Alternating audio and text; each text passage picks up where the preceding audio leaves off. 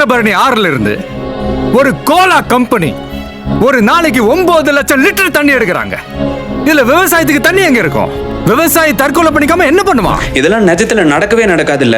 நீரின்றி அமையாத உலகுன்னு திருவள்ளுவர் சும்மாவா சொன்னாரு? சேலம் மாநகராட்சியில அடுத்த 25 வருஷத்துக்கு குடிநீர் விநியோகத்தையும் அதை பராமரிக்கிறதையும் பிரைவேட் கிட்ட கொடுத்திருக்காங்க. அதுக்கு 4295 கோடி மதிப்புல சூயஸ் அப்படிங்கிற பிரான்ஸ் பேஸ்டு கம்பெனி கிட்ட 25 பிப்ரவரி 2026 டெண்டரை விட்டு சூயஸ் அப்படிங்கிற கம்பெனியை டிஎம்கே கவர்மெண்ட் சூஸ் பண்றாங்க. அப்புறம் ஆட்சிக்கு வந்த டிவிகே கவர்மெண்ட் ஜூன் 11 2026 கன்செஷன் அக்ரிமெண்ட்டையே போட்டிருக்காங்க. இந்த கம்பெனியோட வேலை என்னன்னா, மக்களுக்கு அடிப்படை தேவையா இருக்கிற குடிநீரை பிரான்ஸ்ல இருக்கிற இந்த கம்பெனி மெயின்டைன் பண்ணி மீட்டரை வச்சு மக்களுக்கு வாட்டரை டிஸ்ட்ரிபியூட் பண்ணுவாங்களாம். கவர்மெண்ட் ரன் ஆகிறதே மக்களோட பேசிக் வெல்ஃபேர்ஸை கொடுக்கிறதுக்காக தான்.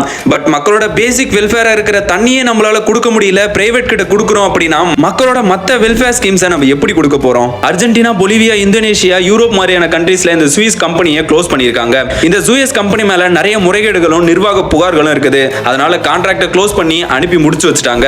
மத்த கண்ட்ரீஸ்ல க்ளோஸ் பண்ண ஒரு கம்பெனியை நம்ம தமிழ்நாட்டில் வச்சு ரன் பண்றதா? மக்களுக்கு நம்ம கவர்மெண்டால பேசிக் வெல்ஃபேர்ஸை கொடுக்க முடியலனா மத்த விஷயத்தை எப்படி செய்வாங்க? இத பத்தின உங்களோட கருத்துக்களை மறக்காம கமெண்ட்ல சொல்லுங்க. இந்த மாதிரி இன்ஃபர்மேஷன்ஸை தெரிஞ்சுக்க சேனலை மறக்காம சப்ஸ்கிரைப் பண்ணிக்கோங்க.